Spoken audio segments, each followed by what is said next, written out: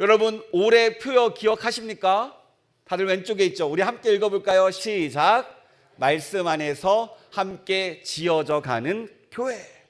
그렇습니다. 우리는 올 한 해 함께 지어져 가고 있습니다. 여러분 그렇다면 지어져 간다는 게 뭐죠? 여러분 이사해 보신 적 있죠? 이사하면요, 이사한 날 어떻게 됩니까? 박스는 여기저기 놓여 있고 어디에 어떤 물건이 있는지 한마디로 정신이 하나도 없습니다. 그런데 조금씩 매일 조금씩 정리하다 보면요, 어느 순간 모든 것이 제자리를 찾아갑니다. 그릇은 그릇장에 들어가 있고 옷은 옷장에 들어가 있고 책은 책장에 들어가지요. 그리고 어느 순간 이런 생각이 듭니다. 이제는 집 같아졌다. 여러분 건물을 지을 때도 마찬가지예요. 처음에 땅을 파고 철근을 세우고 곳곳에 자재들이 어수선하게 놓여져 있습니다. 그런데 시간이 지나면요, 하나 둘 제자리를 찾아갑니다. 그러면서 마침내 아름다운 건물이 완성되지요. 그러니까 이 지어져 간다라는 것은요, 쉽게 말하면 무질서에서 질서로 나아가는 과정입니다. 지금 우리 교회도 그렇습니다. 지금 우리는요, 함께 지어져 가고 있습니다. 다시 세워지고 있어요. 그런데 건물이든 교회든 집이든 아름답게 지어지려면요, 반드시 필요한 것이 있습니다. 무엇이냐면 바로 질서라는 거예요. 무엇이라고요? 질서. 여러분 벽돌이 자기 마음대로 세워집니다. 사이즈도 모양도 제각기 막 집을 지어줘요. 아무 순서 없이 쌓아집니다. 그러면 집이 지어집니까? 안 되겠죠. 마찬가지예요. 사람도 마찬가지입니다. 우리가 세워진다는 것은요, 내가 가진 능력이 아무리 많을지라도 은사가 있을지라도 질서가 없이는 이 교회 안에서 우리 사람도 세워지지 않습니다. 오늘 본문 고린도전서 14장이 바로 이 이야기를 하고 있어요. 은사가 참 많았던 고린도 교회를 향해서 사도 바울이 묻습니다. 너는 지금 무엇을 세우고 있니라는 질문을 던지고 있어요. 교회는 여러분 어떻게 세워야 됩니까? 또 우리는 어떻게 세워져야 할까요? 오늘 말씀을 통해서 우리도 역시 하나님의 질서를 배우고 우리 역시 하나님의 질서 안에서 세워지는 이 저녁 되기를 축복합니다. 오늘 본문 고린도전서 14장은요, 은사에 대해서 말씀하시죠. 그런데 사도 바울은요, 은사에 대해서 이야기하다가 갑자기 장성한 사람이 되라고 합니다. 우리 함께 20절 말씀 같이 읽도록 하겠습니다. 시작.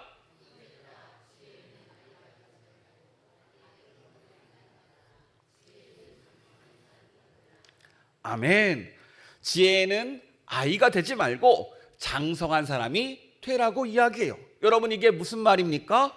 이것을 이해하기 위해서는요, 지금 고린도 교회의 상황을 알아야 됩니다.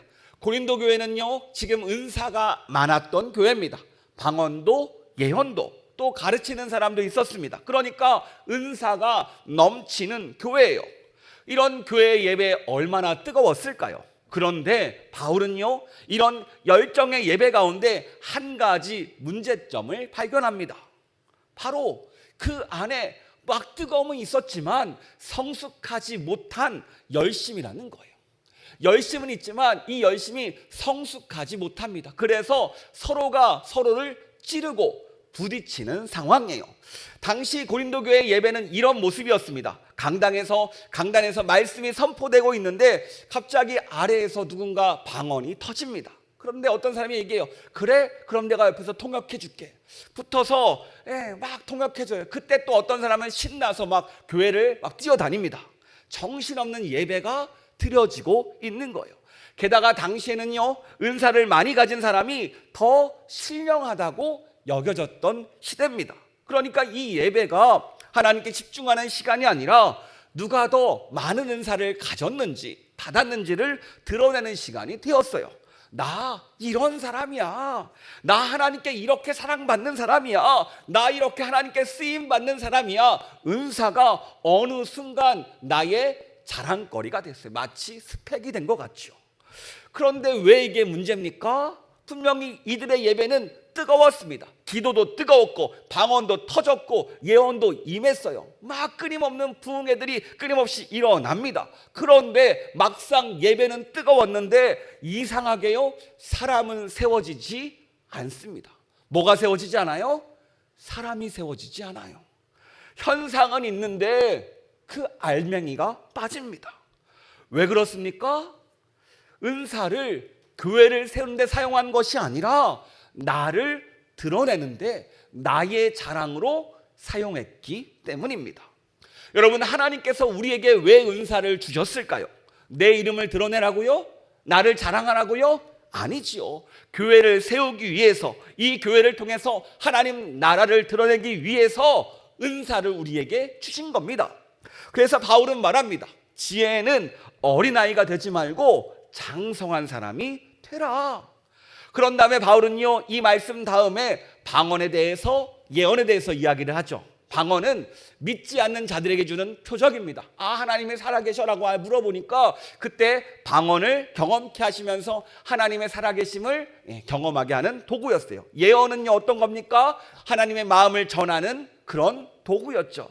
그러니까 하나님을 믿지 않는 자들에게는 하나님이 계시다는 증거를 보여주고, 하나님을 믿는 자들에게는 하나님이 나와 함께 계신다는 이 위로를 주는 역할이 이 은사의 역할이었어요.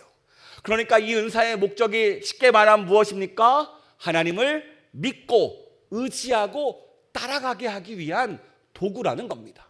이게 은사의 목적이에요. 그런데 이 은사의 목적을 잃는 순간 어떻게 됩니까? 여러분, 우리가 예언이라고 이야기하면 우리는 쉽게 이야기 생각하잖아요. 내일 어떻게 될지, 내일 비가 올지 안 올지, 내일 좋은 일이 생길지 나쁜 일이 생길지, 이런 것들을 예언이라고 생각하잖아요. 아니죠. 성경에서 말하는 예언은 하나님의 마음을 깨닫게 해주는 겁니다. 여러분, 이것을 기억하기를 바랍니다. 다시 본문으로 돌아와서요, 바울은 말합니다. 지혜는 어린아이가 되지 말고 장성한 사람이 되어라. 여러분, 어린아이의 특징이 무엇이죠? 하고 싶은 말이 있으면요, 바로 합니다. 기다리는 것도요, 힘들어해요. 그래서 다른 사람보다 내가 먼저를 주장하는 게 어린 아이예요. 그런데 장성한 사람은 어떻게 됩니까? 이 아이를 돌보죠. 말하기 전에 생각합니다. 행동하기 전에 분별합니다. 내가 하고 싶은 행동이 있음에도 불구하고 공동체를 위해서 기다립니다. 그러니까 바울이 말하는 장성함은 나이가 많은 것도 아니고 성경을 많이 아는 것도 아니라는 거예요. 바로 공동체를 먼저 생각하는 사람, 이 사람이 바로 장성한 사람입니다. 그런데 신기하게 이 장성한 사람이 되는 방법이 무엇입니까? 자동적으로 우리가 장성한 사람이 되는 게 아니에요. 성숙해지는 게 아니에요.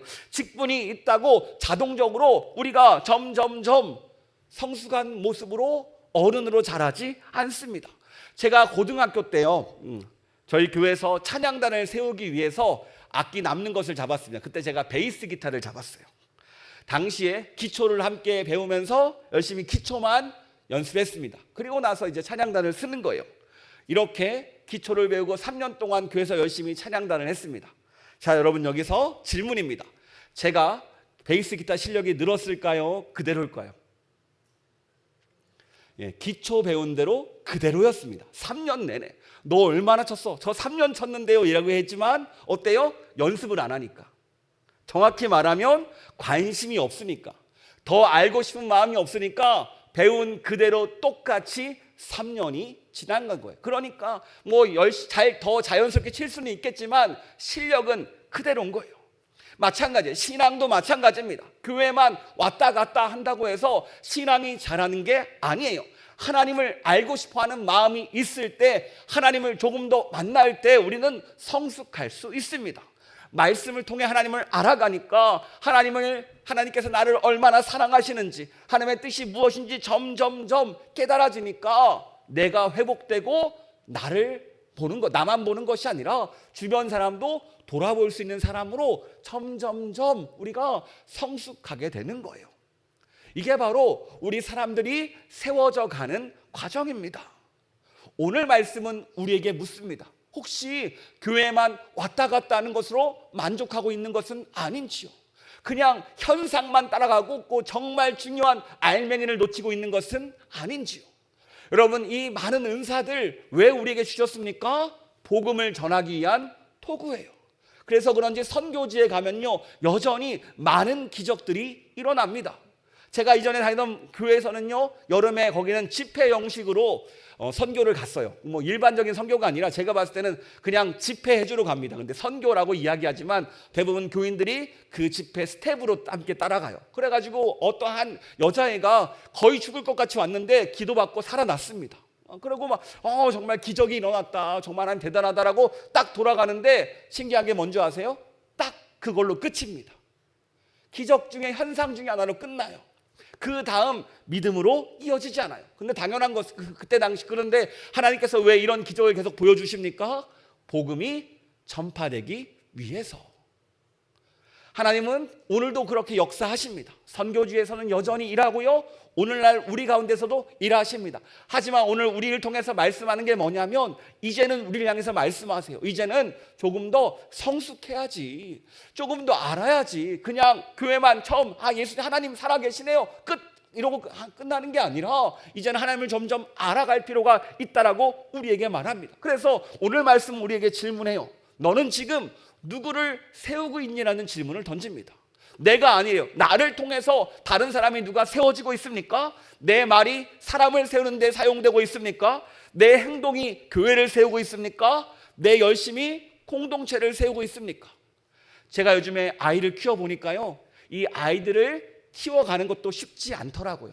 사람 하나하나 케어하고 대화하고 어떻게 하면 바른 길인지를 계속해서 점검해 주면서 이야기해 줍니다. 계속해서 잘못될 때마다 위로해주고 때로는 혼내면서 바른 길로 인도해요. 쉽게 말해서 우리가 사람 한 명을 세우는 것은요, 결코 쉽지 않습니다. 그런데 나를 통해서 누군가가 세워지고 있다면 이 사람은 바로 오늘 말씀이 말하는 장성한 신앙을 가진 사람입니다. 우리는 이 장성한 신앙으로 자라나야 돼요.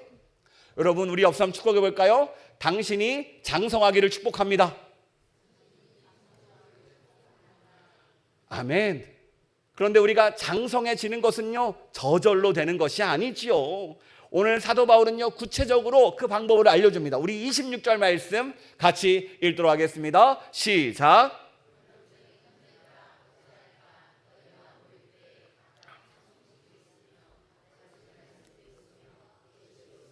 방언도 있으며 통역함도 있나니 모든 것을 덕을 세우기 위하여 하라. 방법이 뭐예요? 모든 것을 덕을 세우기 위하여 하라. 여기서 덕을 세우다라는 것은, 이 세움은요, 원어적으로 보면요, 건물을 세우다, 집을 짓는다라는 그 명사에서 시작되는 동사입니다. 그러니까 바울이 말하는 이 교회의 질서는요, 마치 건축물이 아름답게 세워지는 것처럼 교회가 하나 둘 아름답게 세워져 가는 과정이라는 거예요. 이 오이코도메라는 단어가 쓰였는데, 여러분, 이게 어떤 의미냐면, 여러분, 아이들이요, 장난감을 잘 가지고 놉니다. 그렇다면 장난감을 다 가지고 논 다음에 어떻게 합니까? 잘 정리가 됩니까? 안 되지요. 아이들은 다 그대로 어질러 놓고 갑니다. 하지만 좀 자라면 어떻게 돼요? 이제는 놀고서 정리할 줄 압니다. 머문 자리를 통해서 우리는 그 증거를 알 수 있는 거예요. 또 아이들과 밥을 먹으면 어떻게 됩니까? 자기가 좋아하는 반찬을요, 일단 자기 앞으로 챙길 때가 많아요. 또 왠지 자기가 늦게 먹을 것 같으면요, 먼저 빼놓을 때가 많습니다. 그런데 장성한 사람은 어떻게 됩니까? 어른들은 어떻게 해요? 그냥 먼저 먹으라고 양보합니다. 아이부터 먹으라고 하지요. 이렇게 양보하고 배려하는 것, 이게 바로 성숙이라는 거예요. 그런데 우리의 신앙의 성숙은 말로 정리되는 게 아닙니다. 남들이 인정해 주는 거예요. 그 사람이 떠난 자리를 보면요, 이 사람이 성숙한지 아닌지를 알게 됩니다. 여러분, 내가 지나간 자리에 사람이 살아 있습니까? 살아났습니까? 나가 지나간 그 자리 가운데 관계가 회복되었습니까? 내가 있었던 그 교회가 건강하게 세워졌습니까? 아니면 내가 지나간 그 자리에 상처가 남습니까? 아니면 흔적만 남습니까? 혼란만 남습니까? 우리가 이 지점을, 우리의 삶을 되돌아봐야 한다는 거예요. 교회도 마찬가지입니다. 내 은사만 중요하고 내 의견만 중요하고 내 방식만 옳다고 하면 어떻게 됩니까? 교회는 하나 될 수가 없어요. 그래서 오늘 사도 바울은요, 은사를 말하지 않습니다. 성숙을 말하는 거예요. 왜요? 성숙한 사람이 질서를 만들 수 있기 때문입니다. 그리고 이 질서를 통해서 공동체가 하나 둘 건강하게 세워지는 거예요. 저는요, 이 질서를 더 쉽게 말하면 사랑의 질서라고 말하고 싶습니다. 우리 따라해 볼까요? 사랑의 질서. 아멘. 우리 가운데 사랑의 질서가 함께하기를 축복합니다. 그런데 여기서 한 가지 질문이 생기죠. 왜 하나님은 이렇게 질서를 중요하게 여기실까요? 하나님이 규칙을 좋아하십니까? 아니죠. 하나님은요, 화평을 사랑하시기 때문에 이 질서를 통해서 일하신다는 거예요. 그래서 하나님은요, 우리의 마음도 다시 세우고 우리의 가정도 다시 일으키고 우리의 교회를 다시 질서 가운데 아름답게 세워 가십니다. 우리 33절 말씀, 우리 하나님이 어떤 분이신지 함께 읽도록 하겠습니다. 시작.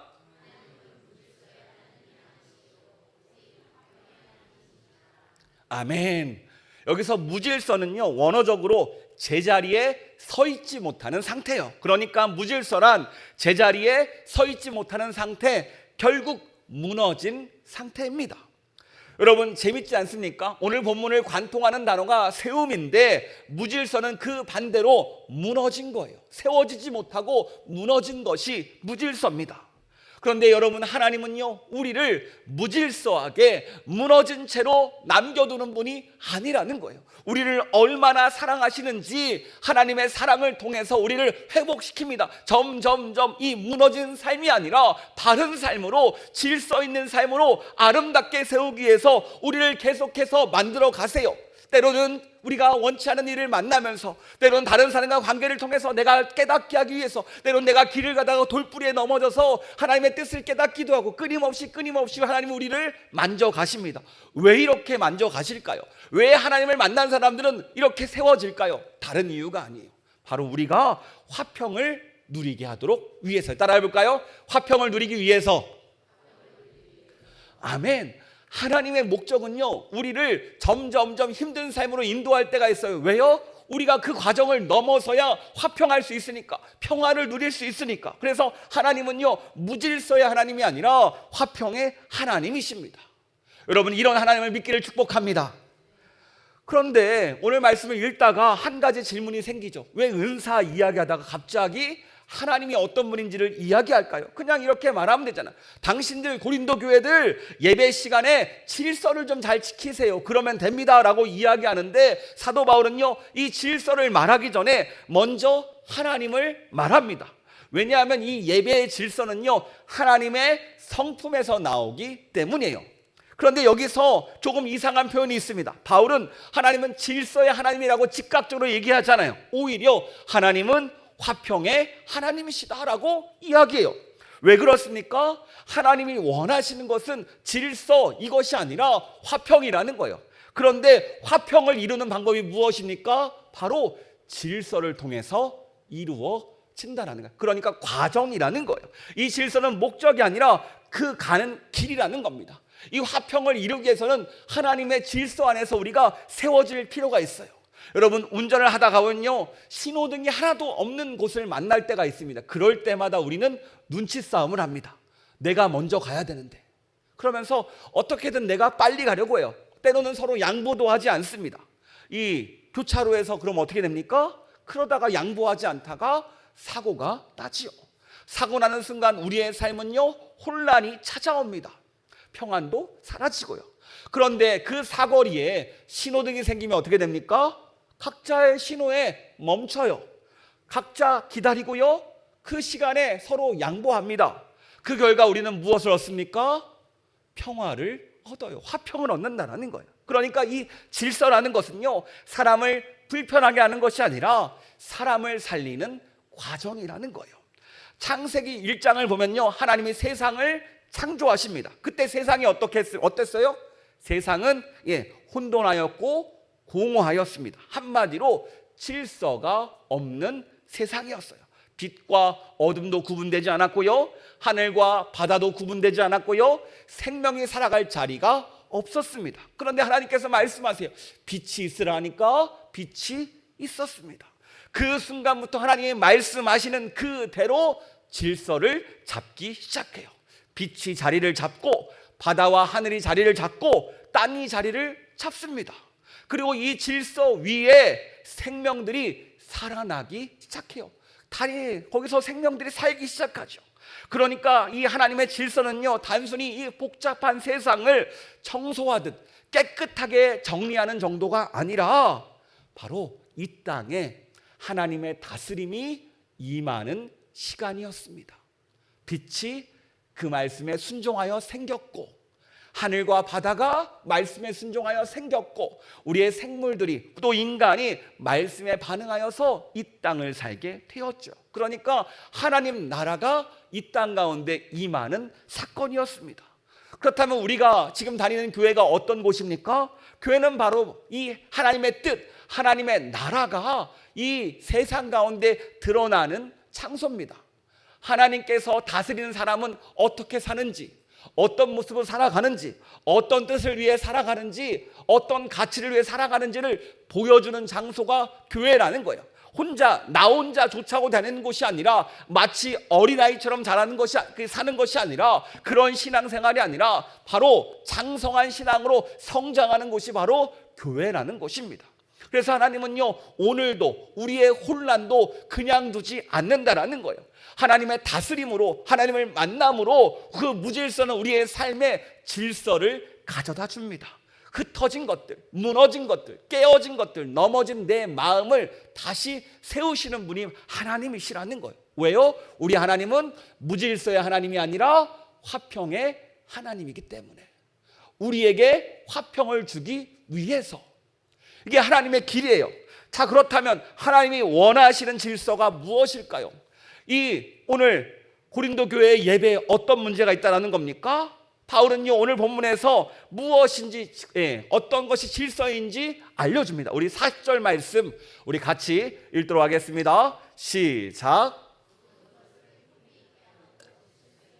우리 다시 한번 읽겠습니다. 모든 것을 품위 있게 하고 질서 있게 하라. 아멘. 여기서 두 단어가 나오죠. 품위 있게, 질서 있게. 품위 있게가 무슨 뜻입니까? 원어 뜻을 보면요, 보기에 아름다운 모양을 갖춘다라는 뜻이 있어요. 보기에도 아름답대요. 보기에도 좋대요. 보면 멋진 사람, 마음과 삶이 대단한 사람, 닮고 싶은 사람이 바로 품이 있는 사람입니다. 보기에도 모양이 갖춰졌어요. 그렇다면 질서 있는 것은 무엇입니까? 원래 이 원어의 어원을 보면요, 원래 군대에서 사용되는 단어입니다. 군대가 전열을 가다듬고 병사들이 전쟁터에서 흐트러지지 않은 채로 자기 자리를 지키는 것, 이것이 바로 질서 있는 모습이에요. 그러니까 바울이 말하는 질서는 상황에 겁먹고 침묵하는 것이 아니라, 전쟁터에서도 흐트러짐 없는 이 군대처럼 각자의 자리에서 하나님을 향해 서 있는 모습이 바로 질서 있는 모습이라는 거예요. 여러분, 우리는 어떻습니까? 품이 있는 모습입니까? 질서 있는 모습으로 살아갑니까? 성경은 끊임없이 우리가 어떻게 자라야 되는지를 알려주고 있어요. 여러분, 그런데 이 말씀, 품이 있고 질서 있게 하는 말을 오해하면 안 됩니다. 바울은 지금요, 너희들 그냥 조용히 있어, 내 말을 따라, 이런 말이 아니에요. 감정을 표출하거나 억누르기 위함이 아니라는 겁니다. 그렇다면 오늘 본문에서 말하는 질서 있는 예배는 무엇입니까? 바울은요, 예배의 요소를 하나도 건드리지 않습니다. 은사도 계속 사용하라고 말하고 있어요. 그럼 우리에게 무엇을 말합니까?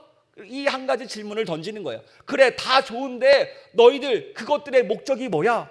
이 모든 것들, 이 예배를 통해서 누구를 드러내고 있니? 이 질문을 던지고 있어요. 그러니까 우리의 예배가, 우리 고린도 교회의 예배가 누구를 드러내는 예배냐는 질문입니다. 그래요, 고린도 교회는요, 사실 하나님보다 사람을 더 드러내는 곳이었어요. 내가 방언을 합니다. 내가 예언도 합니다. 내가 엄청 큰 은사를 받았습니다. 결국 내가 나를 자랑하는 곳이 고린도 교회였어요. 우리도 교회에서 모이면 나도 모르게 자랑이 나옵니다. 내가 이런 삶을 살았습니다. 내가 이런 자리에 있습니다. 이렇게 나도 모르게 우리는요, 내가 쌓은 업적과 내가 가진 것들을 자랑하고 있어요. 그런데 어떻게 됩니까? 내가가 아니래요. 하나님께 시선을 모아야 되는데 결국 어떻게 됩니까? 사람에게 시선을 빼앗겨져요. 여러분 한번 생각해 보세요. 이런 예배가 있습니다. 예배 시간에 찬양을 아주 뜨겁게 했습니다. 기도도 뜨겁게 하고요, 말씀 가운데 은혜도 받았어요. 또 많은 이들이 봉사도 열심히 합니다. 그런데 예배 끝나고 나서 사람들이 서로 대화합니다. 아, 그래? 너 그거 알아? 오늘 저 찬양한 사람 정말 찬양 잘하더라. 예쁘게 하더라. 또 어떤 사람들이 얘기해요. 아, 어떤 분 봉사 정말 열심히 하더라. 예배가 끝났는데 하나님과 말씀이 남는 것이 아니라 사람이 남았어요. 그 사람만 보고 있습니다. 하나님을 바라봐야 되는데, 아, 역시 하나님이 최고야. 우리를 얼마나 사랑하시는지, 이 은혜에 얼마나 감사한지, 아, 너무 좋다. 이 예배의 은혜가 남아야 되는데 예배 끝나고 무엇이 남았어요? 사람밖에 안 남아요. 제가 주일 예배 가운데 가장 고민하는 게 무엇인지 아십니까? 예배 끝나고 점심밖에 안 남을 때가 많아요. 밥맛만 남을 때가 많습니다. 여러분, 끊임없이 말씀에 질문을 하는 이유는요, 어떻게든 말씀을 들고 가기 위함이에요. 그렇습니다. 질서 있는 예배는요, 사람이 드러나는 예배가 아니에요. 바로 예수님이 드러나는 예배입니다. 은사만 보는 예배가 아니라 십자가가 보이는 예배, 내 이름이 남는 예배가 아니라 나 잘했다고 인정받는 예배가 아니라 예수님의 이름이 높아지는 예배. 그래, 이런 나를 예수님이 사용하셨어. 나를 살리셨어. 그래, 정말 예수님 최고다. 오늘 이 말을 하고 있습니다. 너희의 모든 삶이 품위 있고 질서 있게 되어라. 왜요? 예배의 주인은 내가 아니라 하나님이기 때문입니다. 그래, 신기해요. 이 교회라는 곳은요, 신기한 곳입니다. 한 사람의 은사로 세워지는 곳이 아니에요. 많은 사람이 서로가 서로를 세워줄 때 이 교회는 온전히 세워질 수 있습니다. 누군가 요즘 축구 시즌이잖아요. 누구 손흥민 한 명이 다 이끄는 게 아니에요. 모두가 각자의 역할에서 최선을 다할 때 교회가 세워질 수 있습니다. 이 역량이라는 것은요, 각자 성령님께서 주시는 그 마음에 응답하는 거예요. 누군가는 더 많은 일을 할 수도 있고 누군가는 적게 일을 할 수 있지만 우리는 누구를 보면서 그 일을 감당합니까?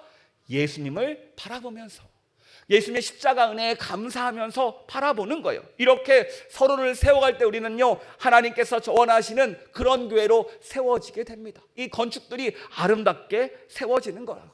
저는 오늘 말씀을 묵상하는데 이 품위 있고 질서 있게라는 말이 너무 좋더라고요. 여러분, 이 품위 있고 질서 있는 우리가 되기를 축복합니다. 그런데 이 품위 있는 모습을 더 묵상해 봤더니 이 품이라는 뜻에는요, 어떤 모습으로 닮아가는 거예요? 우리는 누구를 닮아가는 사람입니까? 예수님을 닮아가는 사람이라는 거예요. 그러니까 점점점 예수님을 닮아가는 것, 이게 바로 품위 있는 사람의 모습입니다. 예수님이라면 어떻게 하실까요? 상대방을 더 존중하겠죠. 상대방의 말도 끝까지 들어주겠죠. 공동체를 귀하게 여기고 예수님을 닮은 모습으로 서로를 세워주는 모습, 그것을 주님께서 우리에게 원하신다라는 거예요. 그리고 이 품위 있는 모습은 무엇을 통해 세워집니까? 바로 질서 있는 예배를 통해서 세워지는 거예요. 우리가 이 예배 가운데 하나님을 만납니다. 하나님의 손을 붙잡고 하나님의 품 안에서 안기면서, 그래, 하나님은 살아계셔. 이 놀라운 일을 경험할 때 우리가 점점점 어떻게 됩니까? 예수님을 닮아가는 거예요. 오늘 이 자리에 서서 주님을 꼭 바라보시기를 축복합니다. 주님과 꼭 만나시기를 축복합니다. 우리가 기도할 때 품에 안아주시면서 정말로 하나님이 살아계심을 경험하는 이 저녁 되기를 축복합니다. 그럴 때 놀라운 은혜로 역사할 줄 믿습니다. 감사한 것은요, 품이 있고 질서 있는 예배는 내 힘으로 되는 게 아니에요. 오직 예수님께서 이 땅에 오셔서 십자가에 죽으시고 부활하신 그 능력으로 우리 그 성령님께서 우리를 자꾸 품이 있고 질서 있게 변화시켜 주십니다. 얼마나 감사해요. 내 힘이라면요, 내 결단이라면요, 안 됩니다. 그런데 내 안에 계신 성령님께서 오늘도 우리를 이끌어 가세요. 그래, 봐봐, 주님이 너와 함께 하셔. 저 십자가를 바라봐. 이 십자가 사랑이 너와 함께 한다니까. 나와 함께 하자. 끊임없이 나를 만져주시는데 우리가 어찌 가만히 어린아이처럼 될 수 있을까요? 주님을 만나면 우리는 성장할 수밖에 없습니다. 성숙할 수밖에 없어요. 반대로 우리가 어린아이라는 말은요, 아직 주님을 한 번 만나고 더 이상 만나지 못했다라는 말이기도 합니다. 여러분, 이 예배를 통해서 주님을 더 만나는 시간 되기를 축복합니다. 그래서 우리가 오늘 말씀이 말하는 정말로 품위 있고 질서 있는 사람으로 자라가는 우리가 되기를 축복합니다. 오늘 말씀을 정리합니다. 사도 바울은요, 고린도 교회를 향해서 말하지요. 장성한 사람이 되어라. 너희는 장성한 사람이 되어야 된다. 왜요? 성숙한 사람이 공동체를 세우니까요. 성숙한 사람이 질서를 만드니까요. 그래서 우리 하나님은요, 무질서의 하나님이 아니라 화평의 하나님이시기 때문입니다. 이 화평을 우리에게 주시기 위해서 이 사랑의 질서를 통해서 오늘도 우리를 세워 가십니다. 그런데 이 사랑의 질서는요, 내가 앞서가는 게 아니에요. 옆 사람을 세워가는 겁니다. 내가 더 크기 때문에 양보하면서, 내가 더 성장했기 때문에 이해해 주면서. 교회 오래 다녔다고 이게 자동적으로 되지 않아요. 제가 앞에 얘기했잖아요. 아무리 기초만 하고 있으면 항상 제자리입니다. 우리는 제자리를 넘어서 주님을 더 알아가야 됩니다. 오늘 이 저녁이 주님을 알아가는 자리가 되기를 축복합니다. 그래서 주님과 만나고 주의 사랑이 깨달아져서 주님 앞에 점점점 자라나는 우리가 되기를 축복합니다. 여러분, 다시 한번 우리의 마음을 점검하기를 원합니다. 우리 자신을 돌아봤으면 좋겠습니다. 혹시 나도 모르게 삶의 자리에서 하나님보다 내 생각이 앞서지 않았습니까? 공동체를 세우기보다 내 주장만 앞세우지 않았습니까? 예수님보다 나를 더 드러내기 원하지 않았습니까? 오늘 하나님께서 우리에게 말씀하십니다. 괜찮아, 내가 너를 다시 세울 거야 라고 말씀하세요. 이게 어떻게 가능합니까? 예수님의 십자가 능력으로 우리를 다시 세워주신대요. 죽은 우리도 살렸는데 우리를 그거 하나 변화 못 시키겠습니까? 예수님은 오늘도 우리를 변화시킵니다. 그저 우리가요, 이 말씀에 아멘하고 순종하면 돼요. 하나님의 말씀에 아멘하고 순종할 때 우리는 변하게 되어 있습니다. 이게 바로 질서라는 거예요. 여러분, 따라해 볼까요? 주님, 저를 세워주십시오. 아멘. 주님, 저를 세워주시옵소서. 주님, 나를 세워주시옵소서. 이 저녁 저를 세워주셔야 됩니다. 무너진 마음을 세워주시고, 무너진 예배를 세워주시고, 무너진 관계를 세워주시고, 무너진 교회를 세워주시옵소서 라고 기도할 때 하나님께서 응답할 줄 믿습니다. 그럴 때 놀라운 은혜와 역사가 우리 가운데 함께할 줄 믿습니다. 하나님은요, 이 저녁 우리 가운데 원하십니다. 내가 너를 다시 세우기를 원한다. 장성한 사람으로 세우기를 원한다. 이 놀라운 은혜를 경험하는 저와 여러분 되기를 주님의 이름으로 축복합니다.